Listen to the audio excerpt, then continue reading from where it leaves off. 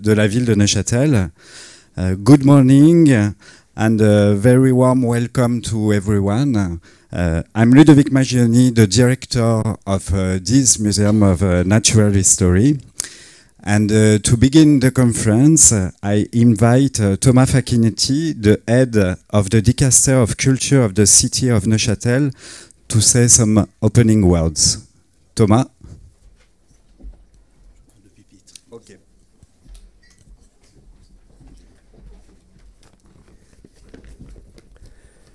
Mesdames et messieurs, bonjour, bienvenue à Neuchâtel. Sehr geehrte Damen und Herren, willkommen in Neuenburg.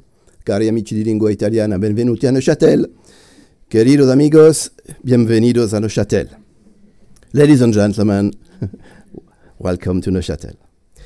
It's an honor for the city of Neuchâtel to host this conference on decolonizing natural history.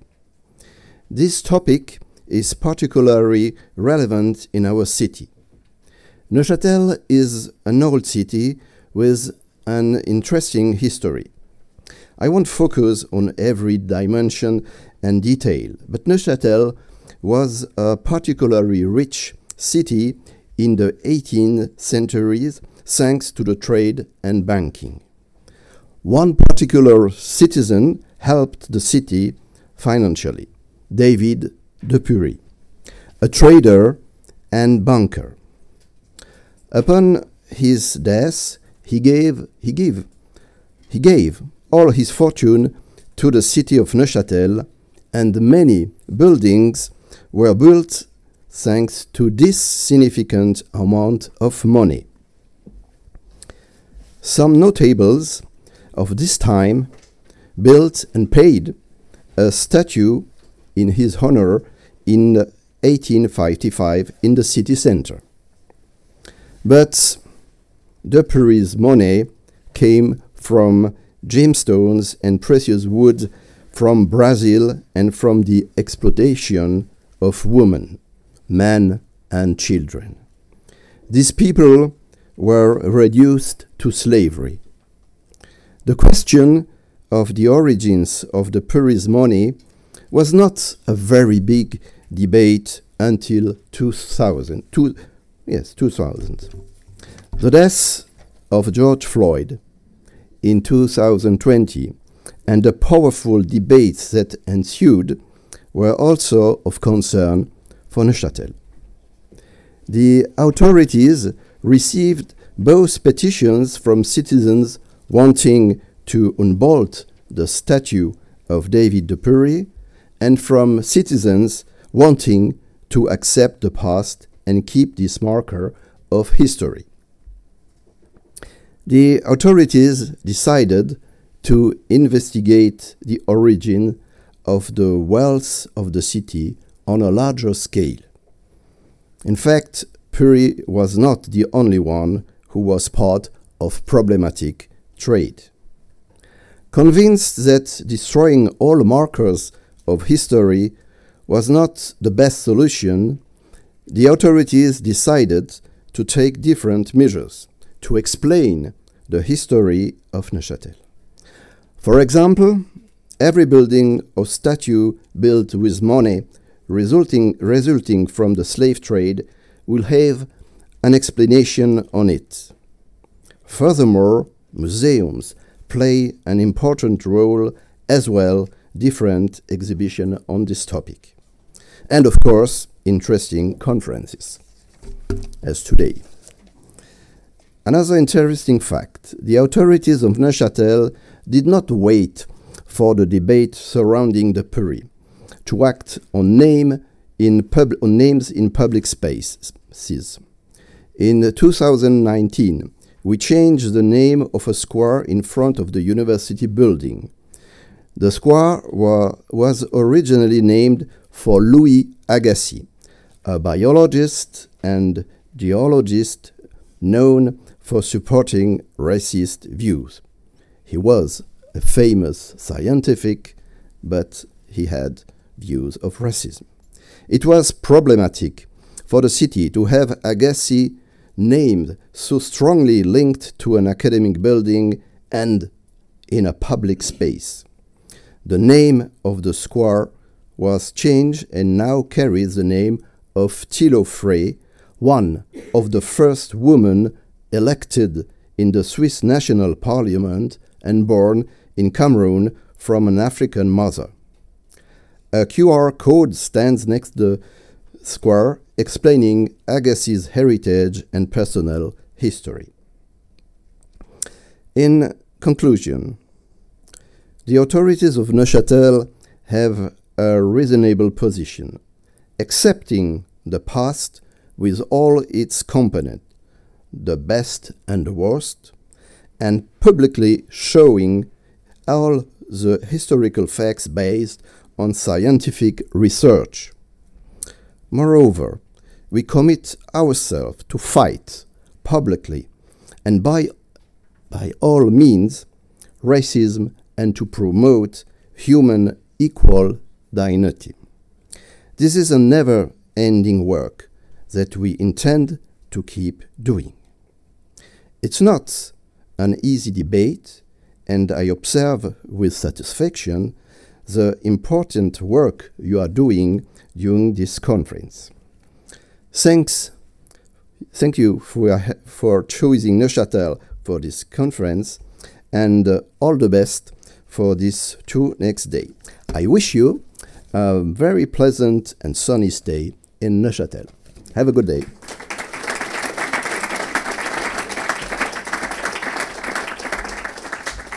Thanks a lot, Thomas. Thanks a lot for coming here in Neuchâtel, in the Natural History Museum. Yeah, I said Natural History Museum. It's quite unusual to speak of decolonization in the context of natural history collection. For art, archaeology, and ethnographic museum, it has become a common topic, but for Natural History Museum, it's quite new. The city of Neuchâtel engaged in important reflection concerning its colonial past, as Thomas said before. In the same sense, the museum team finds it fundamental to encourage discussion on decolonizing natural history with you. We are working on moving the collection of the museum to a new safe place, the Conservation Center. This is the topic of our temporary exhibition, PACMI. You can visit the exhibition during the conference. You can go when you want. It's just behind this door. Working on the move allowed us to review all the collection, and many questions have emerged that remain unanswered. Today we want to reopen the door of the history of the collection in the context of coloniality here in Switzerland. In this way, we try to organize this day with many different people coming from a lot of countries to open our mind. One of the challenges of this day is how to apply a decolonized filter to our work in the collection and on the exhibition, and what this change could look like. In other words, how can we understand the history of our collection and the context in which they were collected? How can we establish connection with indigenous people and open discussions? And at the end, how to build a new narrative of this history? Big challenges. So again, thank you for being there, for sharing your practices, your doubts, your convictions, and your fears. Thanks also to Thomas for engaging the city in this topic, to Thomas, Denise for the project Naming Nature, to Mathieu and Eva for the incredible work of the OSIM, and to Jessica, our entomological curator with the project manager of this conference, to Grégoire for the technical support and all the team of the museum. Before I finish, some practical points. During the conference, we will record all the presentation of the speakers, if they agree, but not the discussion. For the discussion, it's important that you feel free to give your opinion, to debate in the most important. If you have problem with English, you can speak your language and we try to translate. we are there for that.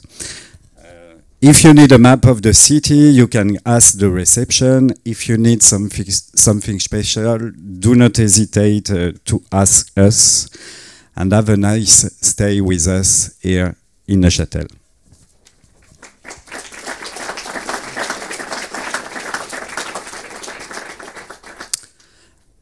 Next, we have Mathieu Vaucourville, the director of the Office of Museum Cooperation and Information, OSIM, at the University of Burgundy and the Ministry of Higher Education and Research in France. Mathieu.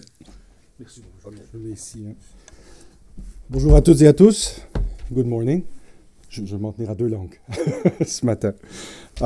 It's really a great pleasure to welcome you all at this conference. We're really excited to be here. It's exciting to see all of you, all colleagues coming from all these different places, from France, from Switzerland, from Luxembourg, from Belgium.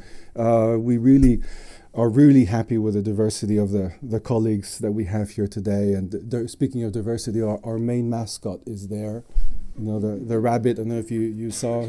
So it really speaks to the real diversity we wanted for this conference, and also how great it is that the collections are with us always in this museum. This is really fantastic. It has become customary in conferences now, if not mandatory, to start with a selfie. Okay, so give us your big smile. All right. So let's see if I can fit you all when we're there. Great. You all look great. We all look great for the conference.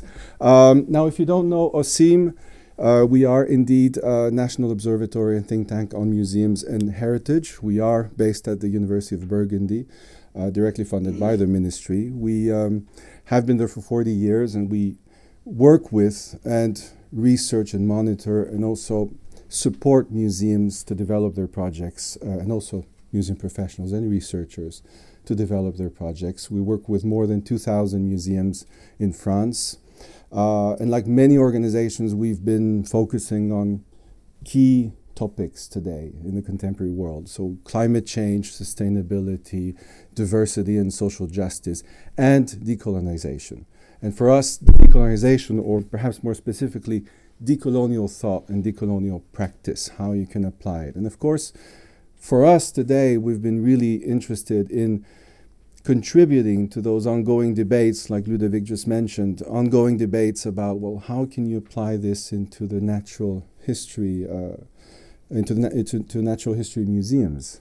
So there's been a lot of discussion and a lot of research done in the ethnographic side of museum work, much less on the natural history side. So this is one of the first 2 main goals we have for this conference, to really contribute to what it means to decolonize natural history museums. And what we've particularly been interested in, obviously we know, and we've all come here to discuss collections. We have a good example here. To discuss, obviously, restitution. It will be brought up, obviously. But we also want to be thinking about decolonization more in more broader terms. What it means to decolonize the museum institution itself. That brings about really different challenges. You really have to look at the DNA of the organization itself. What are the new ways of understanding? If you go beyond collections, are there any, for example, means of funding, models of funding of an organizations? Are there any new staffing models that we want to be considering when discussing decolonization? Is the actual science that's represented through collections, the view of science, does it need to be problematized, rethought, recontextualized? Is the view of science that can be found in some museums, generally speaking, are there any colonial underpinnings there? Are there any biases there? We know, we were discussing yesterday with colleagues, one of the biases that's been discussed recently is the human-animal divide. That's one example we want to be discussing. If collections are restituted, objects are restituted, re-socialized perhaps, in efforts to also perhaps develop more active dialogue with source communities, or in fact any type of community within and around the museum, well, that means that there are probably new organizational models that we want to be thinking about. Some museums have been really very brave in developing new positions even in the museum to really directly answer what decolonization is all about and how it should work in the 21st century. Another element we would be interested in perhaps discussing for these 2 days is what goes around the museum. So obviously in the museum sector, we and colleagues in other disciplines, we've been rightfully so pointing the finger at museums and saying, well, there are some underlying colonial traces there that need to be addressed. But what about the societal, political, economic context within which the museum operates? Think about the educational pipeline, for example, that leads into the museum profession. What are some links and parallel discussions that we could be developing there? So that's some of the underlying topics that we'd like to explore. And one last topic, and Ludovic, you broached on that, is the fact that we collectively decided not to record everything and not to live stream everything for this conference. So we really wanted this to be a safe space to discuss contentious ideas and contentious topics in heritage and museums. And we realize this goes perhaps sometimes against the grain. It's been more and more common to see hybrid modes of gatherings or fully online gatherings with this idea of promoting inclusiveness perhaps through online meetings. But we also wanted to, perhaps against the grain, again, be able to speak freely about some of the topics that we know are contentious. So that's really speaks more broadly, and we know that's part of the debate, of the context and conditions where you can speak about decolonization, how decolonization should be discussed and debated, and how we can move forward as museums. And the last element, which brings us to the second main objective of this 2-day conference, and Thomas will dive into that now, is that we really wanted to think about, well, with who do you decolonize a museum? It's impossible for a museum to decolonize itself alone.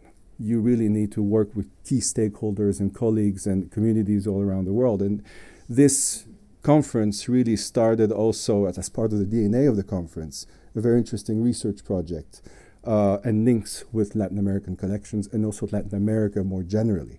And I will leave Thomas now tell us a little bit more about that. Thank you very much, and we look forward to the debates. Thank you.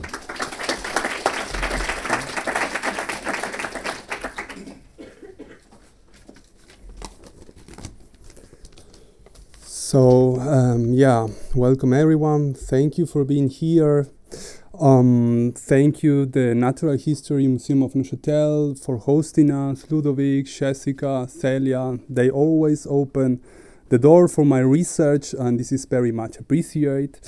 Also, I would like to thank Mathieu, Eva, for the many hours of Zoom meetings organizing this conference. And a special thanks must go from my side to Denis Bergy, who is also part of this organization and also the curator of the future exhibition that we are organizing together with the Natural History Museum of Neuchâtel. And I'm here representing other side of the many expertise and skills in this that we are dealing in this conference, not as a curator and not as someone working in a museum, but as a researcher and a historian. And indeed, my research is connected with one important chapter in the history of this institution. Next year, there will be an exhibition that has come out of my research, and this is why I'm speaking to you now. And I will tell you more about my research and exhibition this afternoon. For us, curator Denis Bergy, and also the Natural History Museum of Neuchâtel, which in this collaboration, it is crucial to start this exhibition project together with an expanded dialogue. And this is no better platform for this end than this conference. We are grateful again to Mathieu and Eva and Oxim for these essential inputs and work in organizing the making of this conference. And also, I would like to really thank Professor Harald Fischer-Tiné and his chair for the history of the modern world at the Swiss Federal Institute of Technology in Zurich, who has consistently supported my research over the past years. And last, this conference, as part of this exhibition project that is somehow starting, is supported by the Swiss National Science Foundation under the Agora Program for Science Communication. And now I will be a bit self-referential and apologize for this, but it's not because I want to tell you all myself, but just to take one example that I know well, among many examples, to explain how museums practices and generally the awareness of the need for more nuanced and critical narratives about natural history and science have changed over the past 15-20 years. I'm from Argentina. And there, years before I could imagine organizing this conference and also the exhibition, I was promoting activism around the horrible legacies of natural history museums in Argentina, which are deeply entangled with unbearable histories of race science and dispossession of indigenous land. Then later I started my academic career in Argentina and continued in Germany, Switzerland, and Italy, where I'm now. From being at the margins of the periphery to with this kind of metaphor, or the periphery of academia and museums, I'm now here at the center of Europe talking to museum experts, curators, and many more. Very recently, I was invited to offer a seminar on decolonizing natural history, decolonizing museums and public history at the College of Europe, which is part of the training institutions for diplomats of the European Union. From my homeland to today, something has changed. But even if decolonizing topics have gained a general consensus and mostly on a discourse level, we are facing many challenges on the practical levels, and hence this conference. In these years, visiting and researching in collections in Europe more often than not, I met curators who underestimated the importance of decolonizing. They told me this is a trend, they told me this is overrated, this is not scientific, and this is political instrumentalization. As if museums were not political spaces, as if museums were neutral spaces. It happens that now these people organize conference and exhibition on decolonizing, and it's good. I think people can change the mind and it's all fine. What I think, and I'm sure many of you share, is that decolonizing natural history museums and collections should not only be a trend. Oh, let's organize one conference, exhibition, we are done. We clean somehow part of our museums. So decolonizing museums should not fall in the capitalist trap of weight washing. Hopefully, decolonizing museums means sustainable, long-term ways of shaping knowledge and activities in these institutions. How? Well, this is something that we will discuss over the next few days. We will talk about many things that Matthew already talked about. And again, my trajectory up until now tells the story of how a Latin American scholar managed to carry out their research in European museums, and particularly in one of the most conflicting institutions in the 19th century natural history, here in Neuchâtel, the home for many years of reprehensible Louis Agassiz, whose portrait still is in the walls of this museum. I do really hope that this conference provides fruitful ground to create toolkits, strategies, practices for decolonizing natural history museums. However, I do ask that the claim is not that these strategies are universal.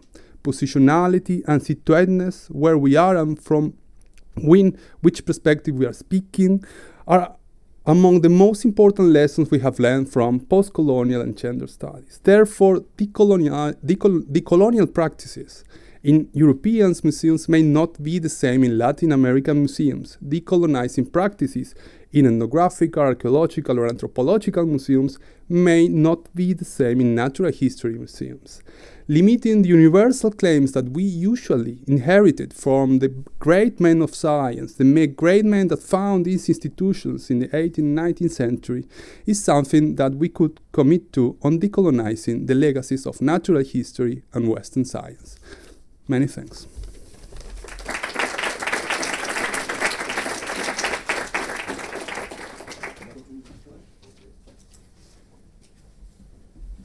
Okay, me again. So if that's all right with you, we would continue with this morning's keynote. We're very excited to have Miranda Lowe with us to start off the debates and the dialogues for these 2 days.